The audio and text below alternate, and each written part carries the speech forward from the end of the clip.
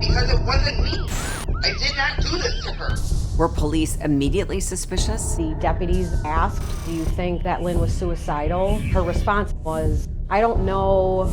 Constantly going to the hospital, the doctors really couldn't determine what it was. What did you think happened to her? This is not a suicide, and really kicked off the homicide investigation. There was actually some beacon of hope. Days later, she's found deceased. But I didn't kill her. It really is like a horror story, and she resorted to murder to cover her tracks.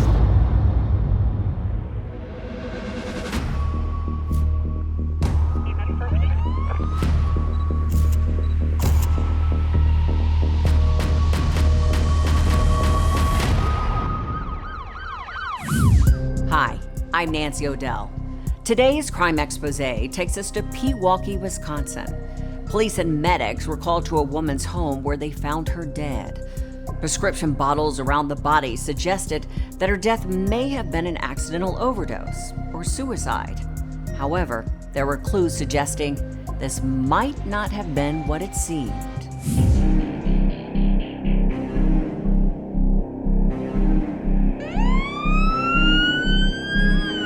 October 3rd in Pewaukee, Wisconsin, a 911 call came in of a woman in distress. First responders arrived within minutes. Jesse Krzyzewski called 911 to report coming to her friend Lynn Hernan's home. There was pill bottles, loose medication out near her. There was a plate near her with some powder that almost looked like crushed medication on it. Lynn had some powder on her mouth and nose and on her chest, and she was deceased at that point. Jesse told police that the woman's name was Lynn Hernan and that they were good friends. She had no idea what could have happened. She appeared upset. The deputies asked Ms. Krzyzewski, well, do you think that Lynn was suicidal? And her response at that point in time was, I don't know, maybe. It was kind of a mystery. She was coming over once or twice a week. First responders heard her say she was a caregiver to Lynn Hernan. Police looked through the condo for anything that might reveal more about the victim and her state of mind. And what else were police looking for in a death like this? They're, of course, immediately looking for, are there signs of forced entry? Does it look like a struggle happened? And in this case, they didn't really see any of that. The only area that was somewhat of a mess was around Lynn's body, where there was numerous prescription bottles, powder from crushed up pills. Because of the scene, did police have their suspicions as to what caused the death? It's hard to tell intent when you're on a scene. Certainly there was no suicide note. Police discovered a document near the body that suggested the victim had a hand in her own death.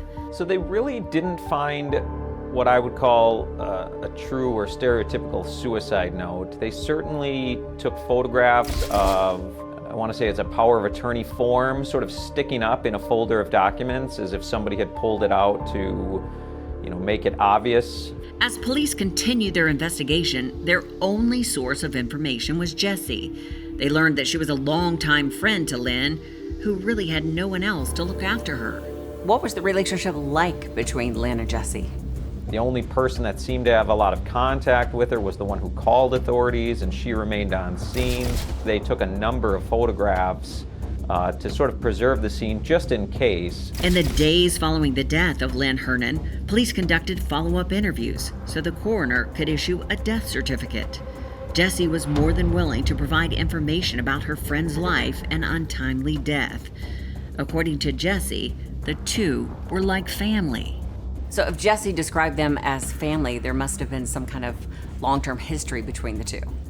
Lynn didn't have any next of kin at the time of her death. Jesse's mother, Jennifer, was friends with Lynn for a very, very long time. So when Jennifer had Jesse, Lynn treated her like a daughter. And they knew each other for 30 years at the point in time when she died. Jesse told police that Lynn had been struggling with mysterious health issues for years. About 2016 or so, Lynn started having a lot of gastrointestinal pains and stomach issues that she was constantly going to the hospital visits for. So what was her health like in the weeks or months before she was found dead? So she was released from Waukesha Memorial Hospital just a few days prior to her death, and that hospitalization was a lengthy one. At the end of that hospital stay, there was actually some beacon of hope, and a matter of days later, she's found deceased. Based on conversations with Jessie, the victim had little contact with the outside world in recent years. It was almost as if there was no one in Lynn's life beyond this one friend. Police tried to determine what, if anything, occurred in the days leading up to her death. She is released from the hospital, but we do know that some of her friends had tried to reach out to her there. What she did in those 2 or 3 days, we don't know exactly, but I don't think that any of Lynn's real friends saw her after that hospitalization before her death. Investigators had nearly completed their report on the death of Lynn Hernan. All that was missing was the autopsy findings that would change the course of the investigation and cause police to reevaluate everything they thought they knew about this death. She was very, very interested in the results of the autopsy and the results of the toxicology.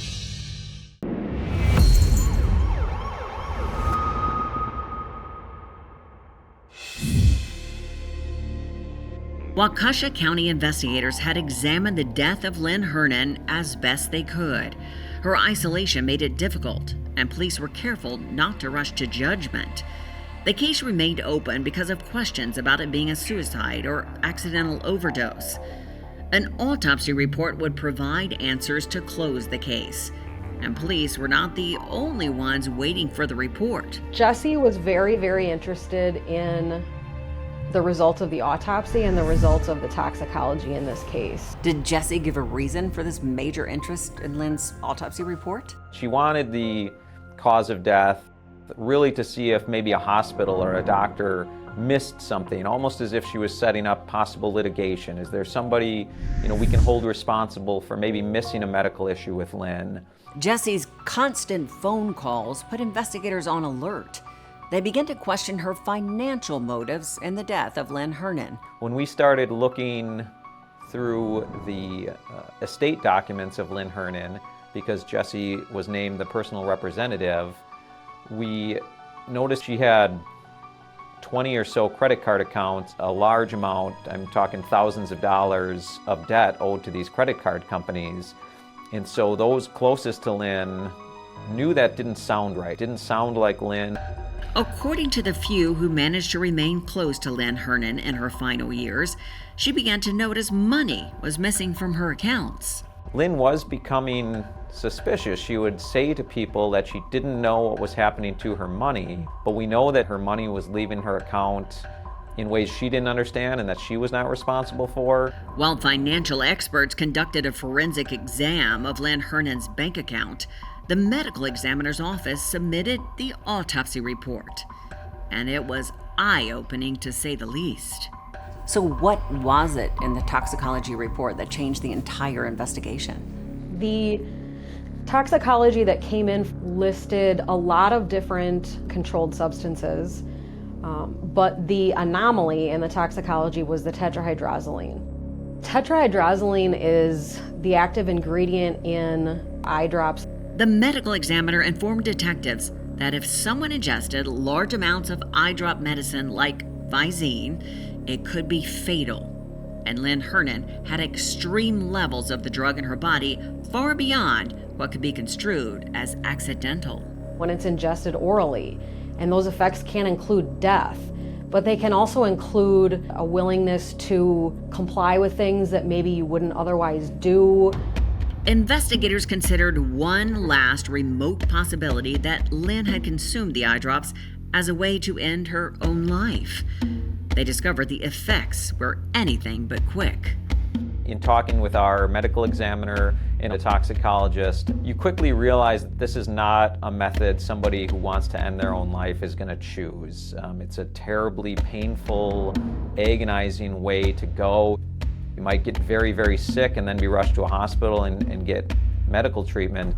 So that was a big part of why I was convinced she was poisoned, as opposed to doing this to herself.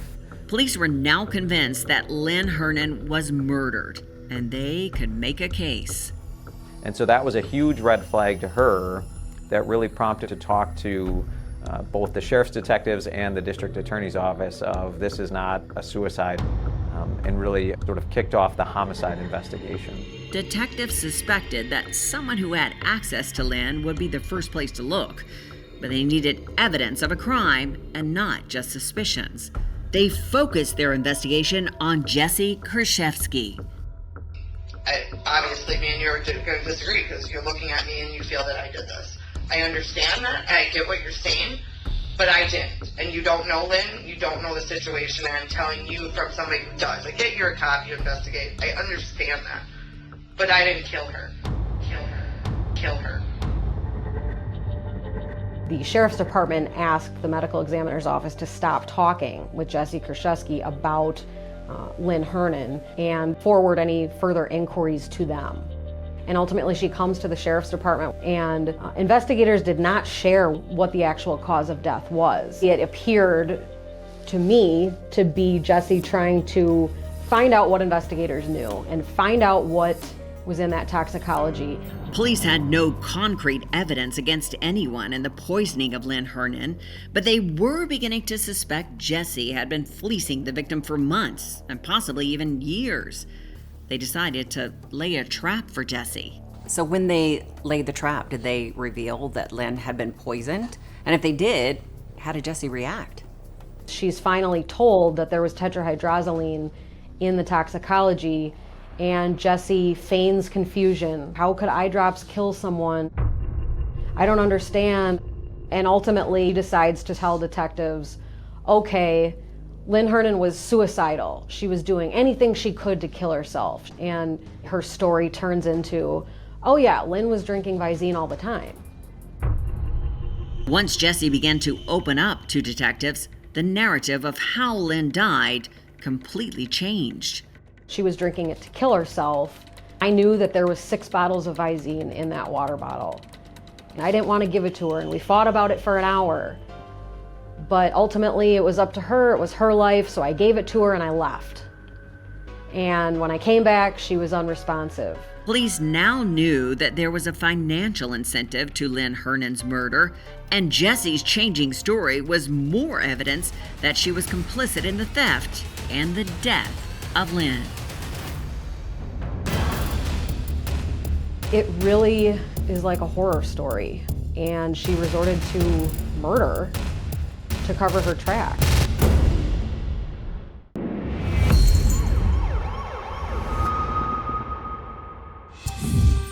Investigators had discovered that someone was taking money from Lynn Hernan's accounts in her final days.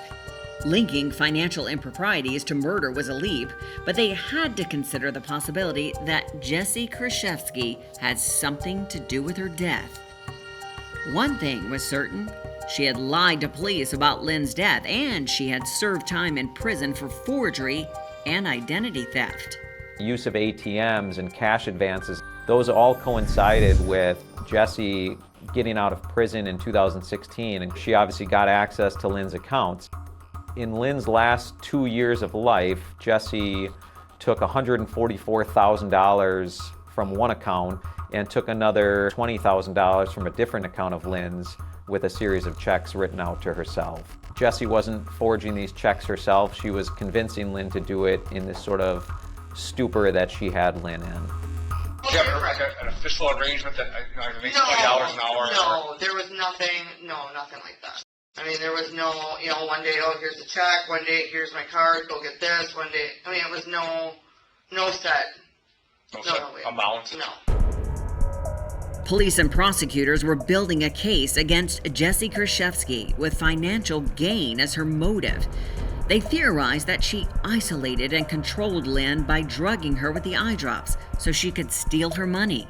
So what do you believe led Jesse to go from fraud and theft of an elderly person to murder? It really is like a horror story. I mean, it's when you think about Lynn's life, and especially the past couple years that she lived, to know that ultimately Jesse Krzyzewski decided that there wasn't enough left to steal and people were probably about to figure out what had been going on, and she resorted to murder to cover her tracks. Lynn Hernan's last few days were Jesse Krzyzewski coming over and administering this poison, some agony, dying of the poison of the tetrahydrozoline in her system.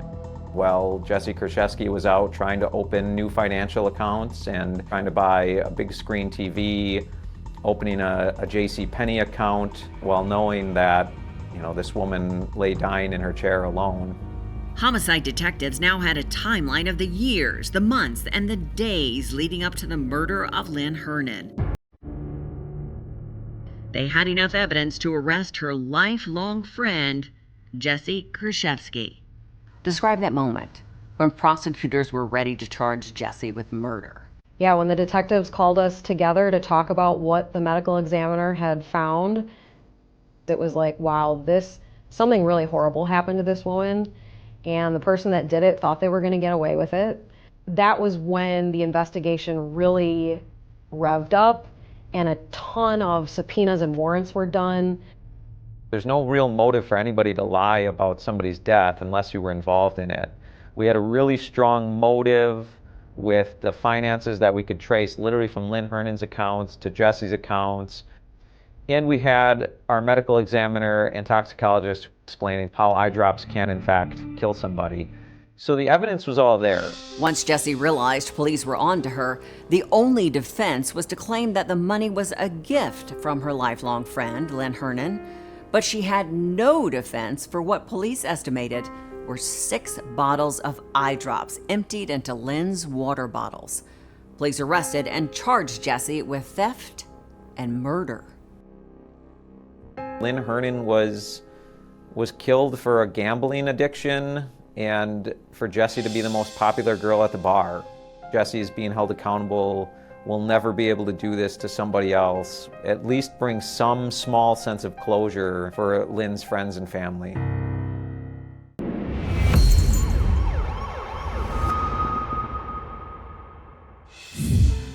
Jesse Krzyzewski was tried and convicted for the murder of Lynn Hernan.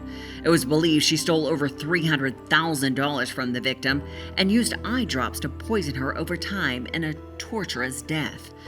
She was sentenced to life in prison and another 10 years for the financial thefts, meaning that Jesse will likely die in prison by the time she is eligible for parole. The case is as heartbreaking as it is shocking that something so innocuous as a bottle of eye drops was the weapon of choice to kill, and that Jesse targeted a lifelong family friend, Lynn Hernan, for her evil mission, all in the name of money. And now it's time for today's Safety Spotlight.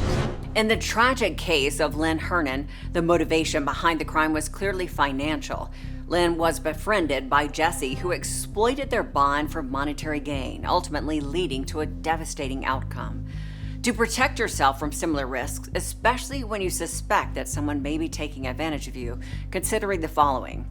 Even if you have developed a personal connection, don't share your financial information with anyone. Use your intuition about people and places that make you feel uneasy. A true friend respects your boundaries and considers your feelings. Prioritize vigilance and safety, even with close friends. I'm Nancy O'Dell. For all of us here at Crime Exposé, please join us next time and stay safe.